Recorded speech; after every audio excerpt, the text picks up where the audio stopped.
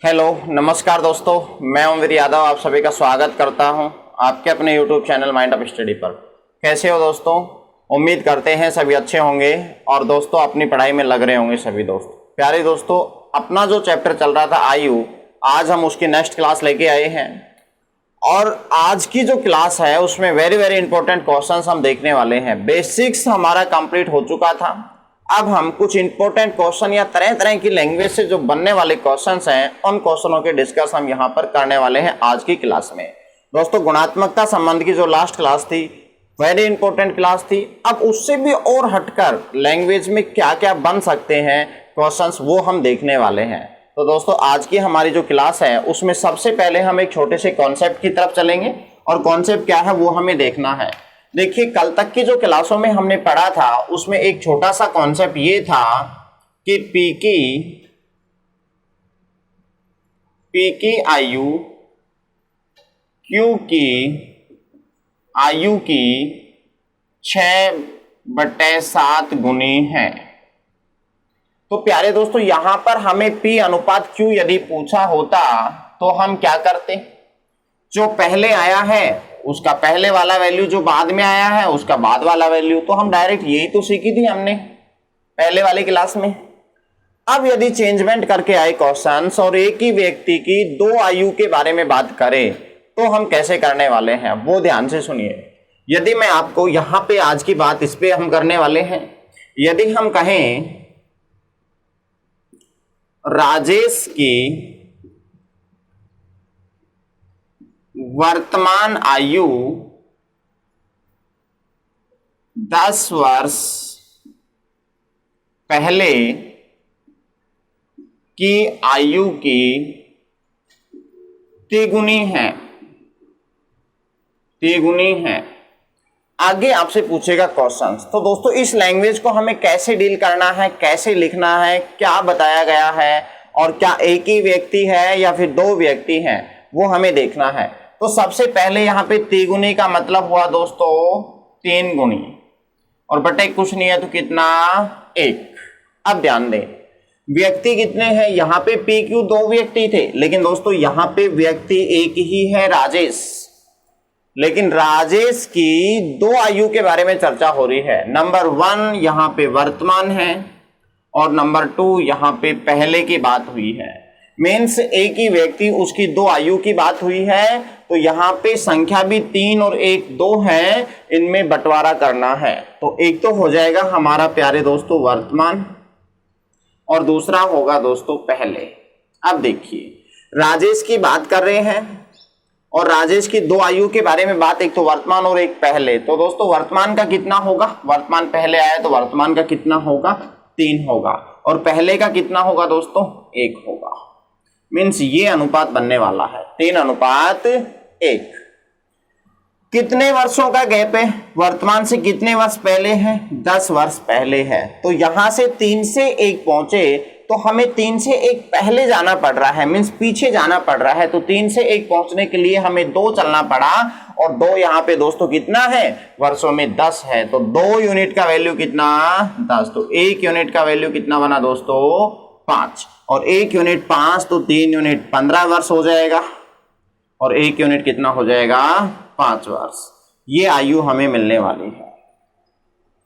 उम्मीद करते हैं यहां तक आपको समझ में आया होगा। अब हम आगे बढ़ते हैं क्वेश्चंस की तरफ। फर्स्ट क्वेश्चन है दोस्तों, एक व्यक्ति की वर्तमान आयु 10 वर्ष पहले की आयु का 125% है। यहां पर परसेंट में बात की है दोस्तों, ठीक है, लेकिन घबराना नहीं है, हमें उसी प्रकार से करना है जैसे हम क्वेश्चंस करते आए हैं। दोबारा से सुनिए, एक व्यक्ति की वर्तमान आयु, यहां पे वर्तमान आयु 10 वर्ष पहले, दो बात हो रही है यहाँ पे, एक ही व्यक्ति है उसकी वर्तमान और 10 वर्ष पहले की बात हुई है। यहाँ पे कितना परसेंट है? 125% है। जबकि 10 वर्ष बाद की आयु का 83 सही 1/3% है। तो व्यक्ति की वर्तमान आयु ज्ञात करें। तो दोस्तों करना क्या है, यहां पे व्यक्ति है और वर्तमान और पहले गैप है वर्षों में 10, 125%। 125% का फ्रैक्शन रूप कितना होगा प्यारे दोस्तों? हमने परसेंटेज की क्लास में पढ़ा था कि 125% परसेंट हटाते हैं तो बट्टे कितना करते हैं 100, तो काटेंगे 25 पंजे 125 और 25 चौके, तो मीन्स 5/4। यहां पर 125% के स्थान पे 5/4 हम लिख सकते हैं। और यहाँ पे एक ही व्यक्ति है, व्यक्ति की वर्तमान आयु की बात करने वाले हैं और पहले की बात करने वाले हैं, ठीक है, पहले की बात करने वाले हैं। तो वर्तमान में कितना 5 होगा, पहले का कितना 4 होगा। वर्तमान पहले आया है और पहले जो शब्द आया वो बाद में आया है, तो वर्तमान में कितना 5 और यहाँ पे कितना 4, ये रेशियो होगा। लेकिन वर्षों में गैप कितना है, ये 10 वर्ष पहले की बात है दोस्तों, पहले की, ठीक है। अब देखिए वर्तमान 5 है, पहले 4 है, मीन्स 5 से 4 पहुंचते हैं, पीछे चलते हैं, पहले चलते हैं, तो कितना चलना पड़ा 1 यूनिट चलना पड़ा। और प्यारे दोस्तों 1 यूनिट चलना पड़ा यूनिट में, तो वर्षों में कितना है 10 और 1 यूनिट वर्षों में 10, तो 1 यूनिट का वैल्यू वर्षों में 10, 1 यूनिट 10 तो 5 यूनिट 50। दोस्तों यही हमारा आंसर होगा। उस व्यक्ति की वर्तमान आयु कितनी होगी 50 वर्ष होगी, 50 वर्ष, ऑप्शन डी। उम्मीद करते हैं समझ में आया होगा। अच्छा सवाल है दोस्तों, दोबारा से सुन लीजिए एक बार। यहाँ पे एक व्यक्ति वर्तमान 10 वर्ष पहले की आयु का 125 का मतलब 5/4, 5 वर्तमान तो 4 पहले, तो यहाँ पर भी हम डायरेक्ट कर सकते हैं। 5 से 4 पीछे पहुंचे, 1 कमी हुई, वर्षों में कितना 10, तो 1 यूनिट 10 है तो 5 यूनिट 50 होगा, 4 यूनिट कितना होगा 40 होगा। लेकिन ये पहले का है तो हम आसानी से यहाँ पे क्वेश्चंस को कर सकते हैं। इसी प्रकार से आप यहाँ से भी क्वेश्चंस को सोल्व आउट कर सकते हैं, लेकिन यहाँ पे कब का दिया हुआ है 10 वर्ष बाद का और वर्तमान का मिलेगा। हम क्वेश्चंस को यहाँ से भी करेंगे तो आंसर यही आने वाला है। हमें ये देखना है कि आंसर आना चाहिए, जल्दी आना चाहिए। एग्जाम में कौन सा मेथड अप्लाई किससे करें कि क्वेश्चंस का आंसर चंद सेकंडों में हमें मिल जाए। तो उम्मीद करते हैं दोस्तों समझ में आया होगा। अब हम चलते हैं अपने नेक्स्ट सवाल पे। क्वेश्चन है दोस्तों, रवि की 5 वर्ष पहले की आयु और रोहन के 5 वर्ष बाद की आयु का अनुपात 2:3 है। उनकी वर्तमान आयु का अनुपात 3:4 है। रवि की 3 वर्ष पहले की आयु और रोहन की 7 वर्ष बाद की आयु के मध्य अनुपात कितना होगा, ये आपसे पूछा गया है।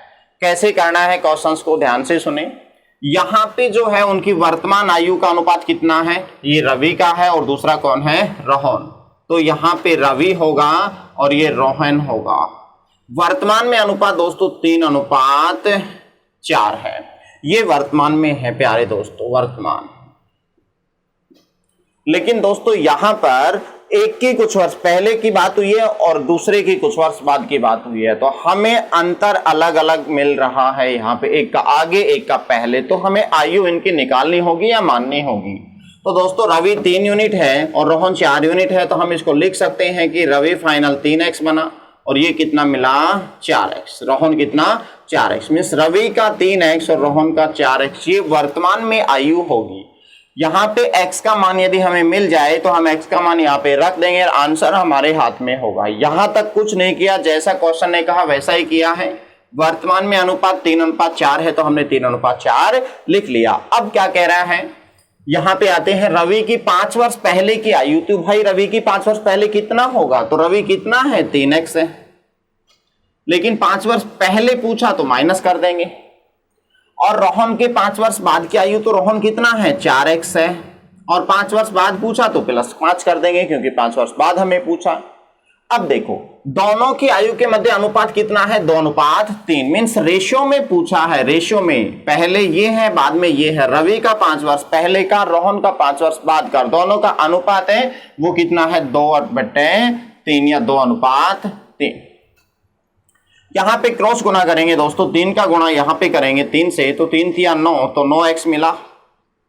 3 का गुणा 5 से करेंगे तो 15, बराबर में 4 का गुणा 2 से तो 8x हुआ, 5 का गुणा 2 से करेंगे तो 10। 8x और ये 9x इधर आएगा तो x बना, -15 उधर जाएगा तो कितना हुआ 25। तो x का वैल्यू हमें कितना मिला दोस्तों 25 मिला, 25।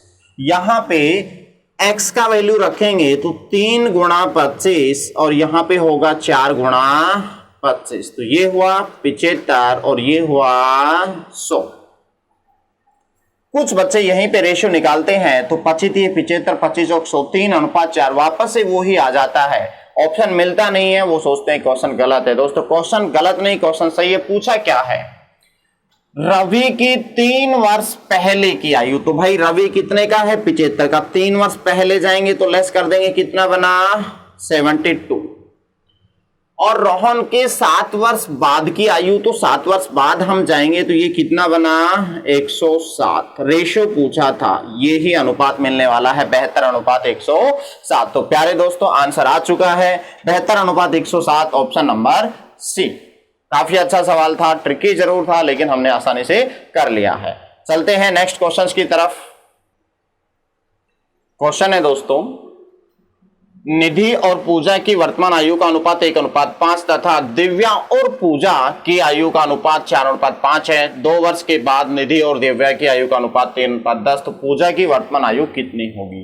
एक बार अपने आप से ट्राई कीजिए दोस्तों क्वेश्चंस को करने की, हो पाता है या नहीं, कितने हम पानी में हैं, कहां तक हम पहुंच चुके हैं, क्वेश्चंस को क्या हल कर भी पाते हैं या फिर वैसे ही पढ़ रहे हैं। तो दोस्तों एक बार खुद से ट्राई कीजिए करने की, नहीं होता है तो फिर वीडियो को आगे देख लीजिए, ठीक है।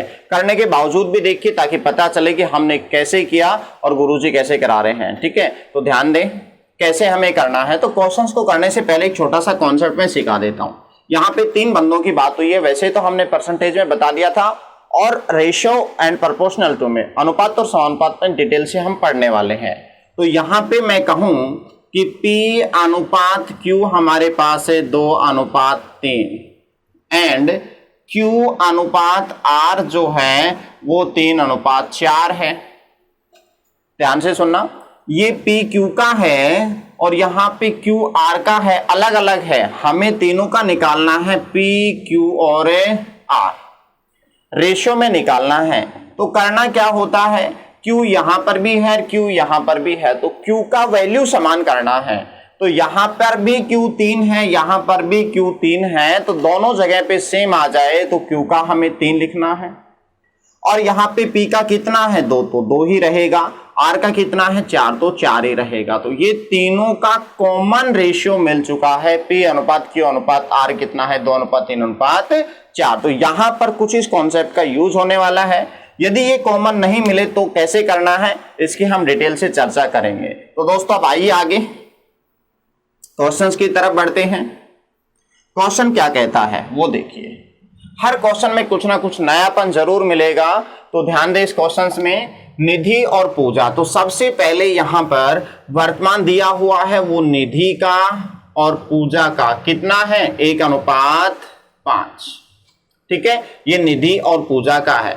फिर दिया हुआ है दिव्या और पूजा, तो दिव्या और पूजा का दिया हुआ है वर्तमान में वो 4:5 है। तो दोस्तों मैं उल्टा करके लिख रहा हूं, यहाँ पे पूजा पहले लिख रहा हूं, दिव्या बाद में लिख रहा हूं, ठीक है। तो दूसरा जो मिलेगा वो पूजा और दिव्या, तो पूजा का लास्ट है तो यहाँ पे लास्ट कितना मिला पूजा 5 और दिव्या का कितना है दोस्तों 4, ये रेशियो मिला। तो ये अलग है और ये अलग है, हमें तीनों को एक ही रूप में लिखना है। तो यहां पर भी पूजा है, यहां पर भी पूजा है, लेकिन दोनों 5-5 में हैं, ठीक है।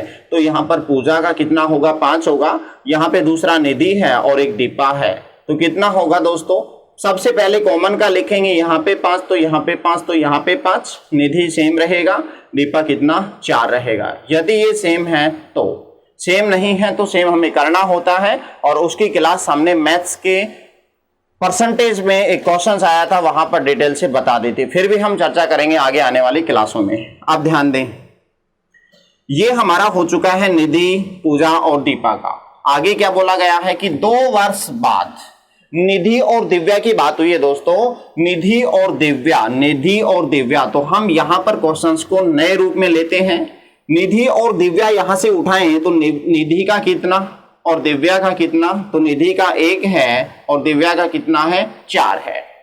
अब हम आते हैं 2 वर्षों के बाद में, तो 2 वर्षों के बाद में कितना होगा दोस्तों, वो भी कौन, निधि और दिव्या। तो 2 वर्षों के बाद में अनुपात कितना है 3:10। क्वेश्चन हमारा वही पहले वाला बन चुका है, यहां पर निधि दिव्या 1:4 3:10 वर्षों में हमें 2 चलना पड़ा है, लेकिन यहाँ पे अनुपातों के मध्य अंतर समान है या असमान वो हमें चेक करना पड़ेगा। तो 1 और 4 में अंतर कितने का है? 3 का है दोस्तों। 3 और 10 में अंतर कितने का है? 7 का है। हमें सेम करना पड़ेगा, तो सेम करेंगे तो यहाँ पे 7 से गुणा कर देंगे, यहाँ पे 7 से 4 से गुणा कर देंगे, यहाँ पे 3 का गुणा और यहाँ पे 3 का गुणा कर देंगे 10 से। तो 7 से गुणा करेंगे, 7 से गुणा करेंगे तो कितना हुआ? 7:28। यहाँ पे 3 का गुणा करेंगे 3 से और 3 का गुणा 10 से, तो ये 9:30। अब दोस्तों अनुपातों में अंतर समान हो चुका है। निधि 7 थी, निधि 9 हो चुकी है, तो निधि कितनी चली यूनिट में? आप कहेंगे 2। दोस्तों निधि 7 थी, 9 हो चुकी, यूनिट में 2 चली, तो वर्षों में कितना? 2 ही चल रहा है, तो 2 यूनिट 2, तो दोस्तों 1 यूनिट 1। आप दीपा से करें तो 28 से 30, तो यहाँ पे कितना चला? 2, और 2 यूनिट 2 वर्षों में, तो 1 यूनिट 1। तो दोस्तों 1 यूनिट 1 तो ये 7 ही होगा और ये 28 ही होगा। लेकिन यहाँ पे निधि और यहाँ पे जो दिव्या है हमारे पास में, उसको हमने कहां से उड़ाया था? यहाँ से निधि और दिव्या। तो भैया कितना कितना गुणा होगा? ये भी 7 गुणा होगा और ये भी कितना हुआ? 7 गुणा हुआ। तो दोस्तों ये भी 7 गुणा ही होगा, तो कितना हो गया? 35 वर्ष। ठीक है, तो ये जो आयु मिलने वाली है ये किसकी मिलने वाली है भाई? ये किसकी मिलने वाली है? पूजा की। और ये कब की है? वर्तमान की है। क्यों? क्योंकि यहाँ पे वर्तमान था और यहाँ पर भी वर्तमान था। तो दोस्तों पूजा की वर्तमान आयु पूछी थी, वो कितने मिली? 35। तो उम्मीद करते हैं आपको समझ में आया होगा ऑप्शन डी। काफी अच्छा सवाल था, थोड़ा सा ट्रिकी जरूर था। हमने अपने हिसाब से क्वेश्चंस को सेट किया और उसके बाद में क्वेश्चंस आसानी से हो चुका है। चलते हैं दोस्तों नेक्स्ट क्वेश्चंस की तरफ।